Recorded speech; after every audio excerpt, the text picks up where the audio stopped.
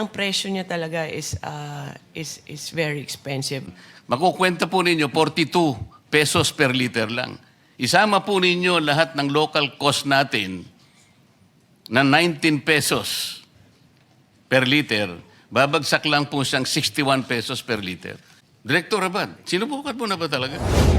Definitely, it's almost the miracle amount. Director, at magmula 229. nung March 25 hanggang ngayon, more than 2 weeks na po ang nakararaan. Hindi po, ibig nyo sabihin, hindi pa po nyo na-check ito? Salamat po, Mr. Chair. Mr. Chair, siguro po dapat nating pasalamatan lahat ang mga department secretaries natin na nandito ngayon. At alam ko po na inihanda po nila yung mga contingency plans na talaga namang gagamitin talaga kung talagang magpipersist po ang sitwasyon na ating kinakaharap.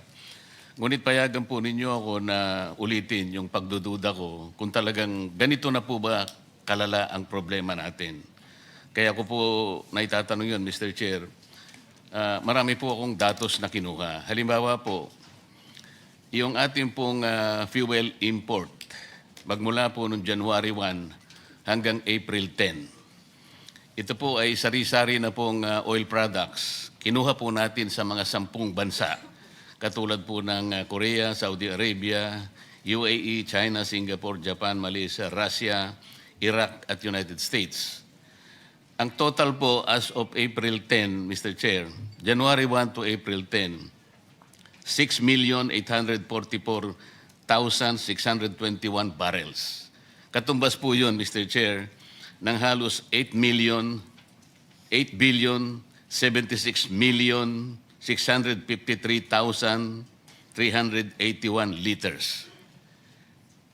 Ang ibig sabihin po nun, Mr. Chair, kung i-cover lang natin ang pinag-uusapan natin gasolina at saka diesel lang, yun pong 8 billion na liters na yun, 5 billion lang po ang katapat po ng gasolina at saka diesel. Ibig sabihin po, kompleto po tayo ng diesel at saka ng gasoline. Kasi po yung napakalaki po ng ating in-import. 8 billion, so ang consumption lamang po natin ng gasoline sa 3 months, halimbawa, ay 2,142 million liters.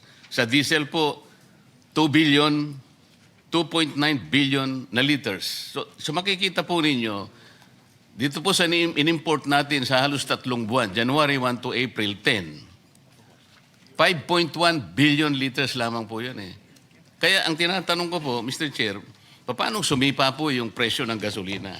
At may katapat pa pong datos, halimbawa, mula po nung March 1 to March 31, Mr. Chair, sa ngayon po sa nakalap kong datos, nag-import po tayo ng diesel, March 1 at saka hanggang 31 lang po to, Mr. Chair.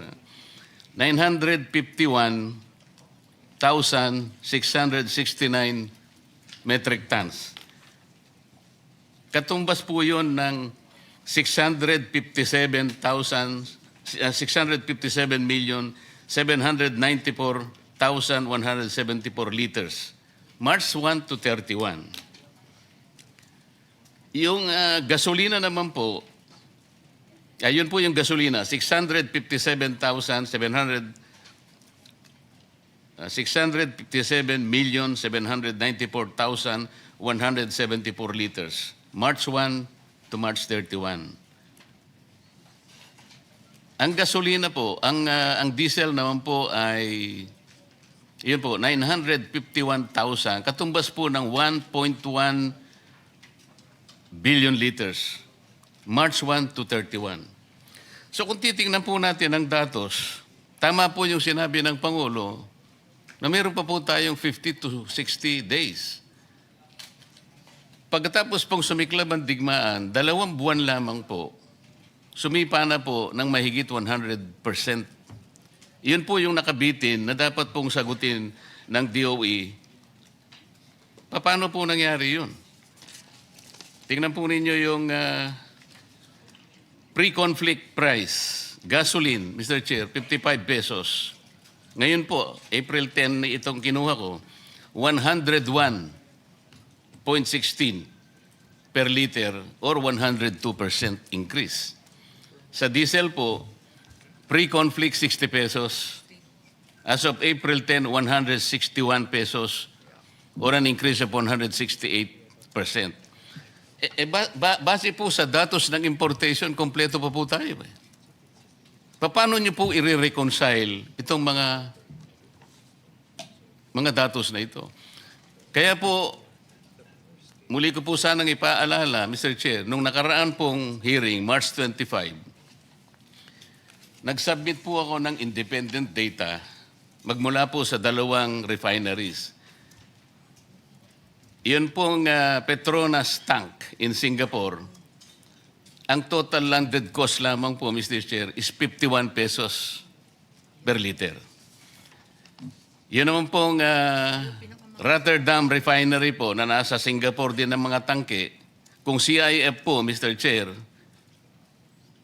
49 pesos per liter. Pagka FOB naman po, the same refinery, Rotterdam tanks in Singapore, 45 pesos per diesel. Babalikan ko po yung sinabi ni Director Abad, kasi katabi ko po siya noon. Sabi niya sa akin po, Sen, kung totoo po yan, napakaganda po. At sabi po nung isang distinguished resource person natin, it is music to their ears. He was referring to the oil companies who were present at that time, Mr. Chair. Tama naman po eh. Bakit hindi po nila tingnan ito? Sa ngayon po, Mr. Chair, these are not only the low-lying fruits. These are the only fruits that we can pick. Kung tama naman po ito eh. It has been about 19 days from the last hearing, Mr. Chair. I'd like to believe that the DOE, even the oil companies, must have checked the validity of this data. Mamaya po, bago ako magpaalam, ibibigay ko uli po yung estimate na binabanggit po ng aking contact sa Singapore na ang landed cost po ay 61 pesos pa rin. Tumas lang po ng about 10 pesos. Pero 61 pesos pa rin. Mamaya po, iwanan ko po sa inyo, Mr. Chair. Para sa ganon, makapag-engage naman yung oil companies. Kung totoo po ito, ba't hindi po tayo bumili sa Singapore? Sana hindi pa natin pinag-uusapan ang problemang kinakaharap natin. Naawa na nga po ako sa ating mga department secretaries. Baka naman hindi ganun kalaki ang problema. Kasi sa ngayon po, hindi ko po talaga makita yung problema. Ang mga datos po, the numbers will speak for themselves. Pati nga po yung capacity natin, Mr. Chair, yung fuel storage in the Philippines. Kinuha ko po Luzon, Visayas, Mindanao. Yung sa Luzon po, yung sa Subic, SBMA, Philippine Coastal. Hindi ko na po babanggitin yung sino po yung may-ari. Ano po? Ang total po pala ng ating storage, Mr. Chair, tama naman si Secretary, 2.1 billion liters, Luzon, Visayas, Mindanao. Kung isasama po natin, Mr. Chair, yung retail infrastructure capacity po ng mga stasyon ng mga gasolina, idadagdag po natin 1.4 billion liters. Ang ibig sabihin po nun, Mr. Chair, mayroon po tayong halos 4 billion capacity po sa liters. Katumbas po ng halos 2 buwan at 8 araw. So bakit hindi po tayo mag-imbak? Nandito po yung presyong sinasuggest po sa Singapore. Kung chinek po naman natin tama, bakit po naging tahimik po yung mga oil companies? Wala pong nag-dispute sa akin. I was even trying to tell them, please dispute this data. You want me to check this? I have checked this. Kayo po, you have to prove me wrong. Kung tama po ito, bumili po kayo. Bakit hindi po sila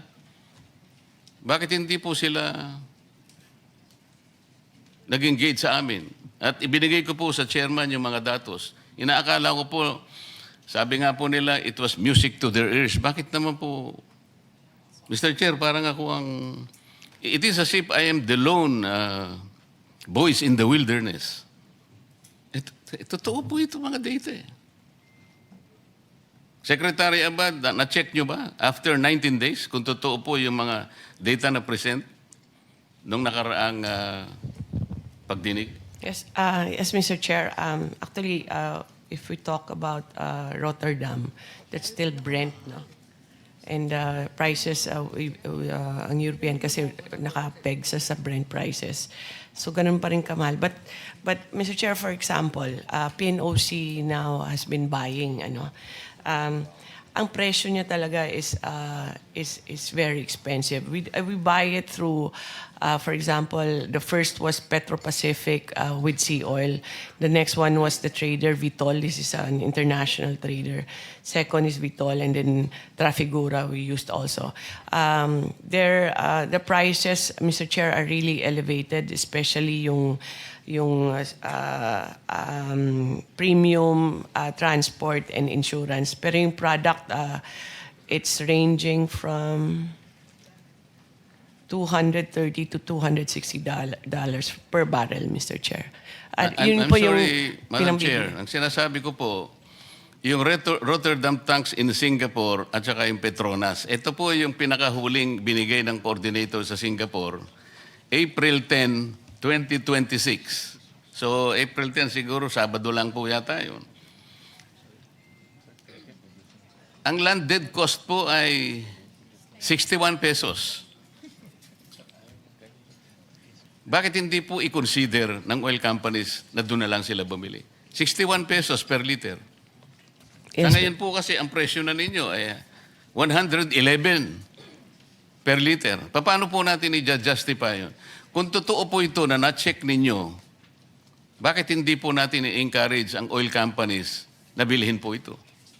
Sir, we have checked also through PNOC and Bakit po sa walang- PNOC kayo nag-check? Ang sinasabi ko po, these are independent data.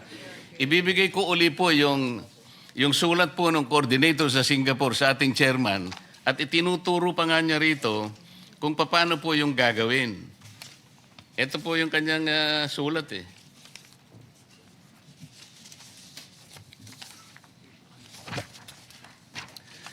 Ang sinasabi po niya, Mr. Chair, refinery tank to vessel procedure in Jurong, Singapore. FOB tank to vessel transaction procedure. EN 590 10 ppm Euro 4 DAS diesel. Alam po ninyo ito, Director, kasi ito po yung standard specification ng diesel. Nakabisa ko na po dahil sa tagal ko na pong nire-review ito eh. Ito po yung sabi niya, alam po niyo yung step 1, meron pong step 2 rito, meron yung step 3. Iwanan ko po para hindi na po ako magtagal. Ang sabi po niya, April 10, 2025, FOB, $800 per metric ton. O, meron po siyang 15, idadagdag po natin ang $15 per metric ton. Shipping cost po yun. At saka yung maps ng Singapore, 1.71. Makukwenta po ninyo, 42 pesos per liter lang. Isama po ninyo lahat ng local cost natin na 19 pesos per liter. Babagsak lang po siyang 61 pesos per liter. O ba't hindi po natin bilhin yun? Ano po ang Director Abad? Sinubukan mo na ba talaga?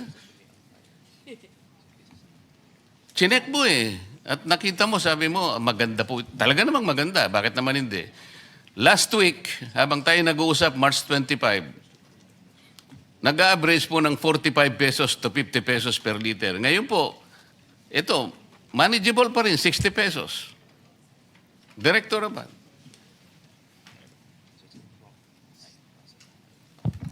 Mr. Chair, we need to get the whole information because if we look at the maps for last week, the FOB, as you mentioned, is for diesel is around 228, almost $229 per barrel. Now, we need to get if this difference, kasi Parang ang estimate niyo po, sir, nasa 70 plus lang US dollar per barrel yan. So, definitely that's it's almost the miracle amount if that is the, and that will be that will really help us if that will be the import price as compared to what we have now in MAPS at Director, magmula nung 229. March 25, hanggang ngayon, more than 2 weeks na po ang nakararaan. Hindi po, ibig nyo sabihin, hindi pa po nyo na-check ito? Mr. Chair, we need to get the contact number of the trader because as mentioned by the Secretary. Iniwan ko nga po yung contact sa chairman eh. Ang totoo yung, alam po ba niyo yung contact na yon? Sumulat po sa chairman, nag-o-offer po siya ng kanyang tulong sa lahat ng interesadong oil companies na direktang kumuha through vessel tank structure.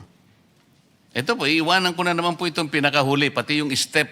There are 3 steps involved kung paano paano kayo makakabili doon. Bakit hindi po ito muna ang pag-aralan natin? Baka ito po ang makakasave sa atin eh.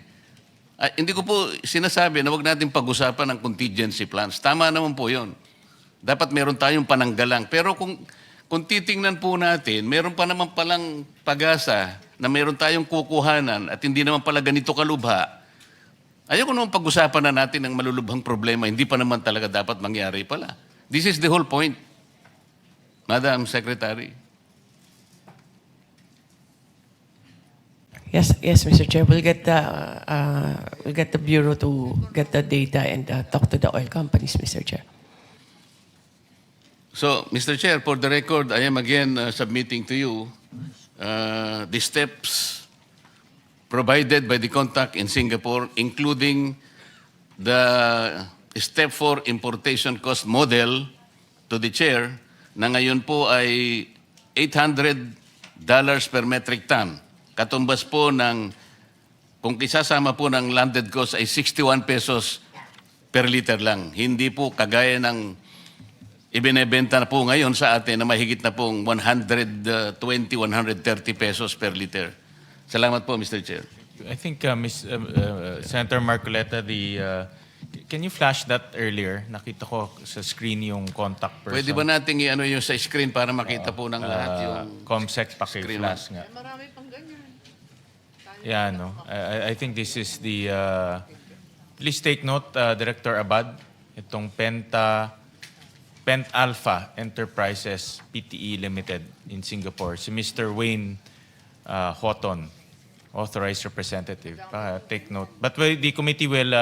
let me direct the committee secretary to furnish the Department of Energy this letter given to us by Senator Marcoleta. And also this slide to Mr. Chair para makita po nila yung price as of April 10. Right. Ayan po. Mache-check po ninyo dyan. Thank you, Senator Marcoleta. We recognize Senator Marcos. Sorry.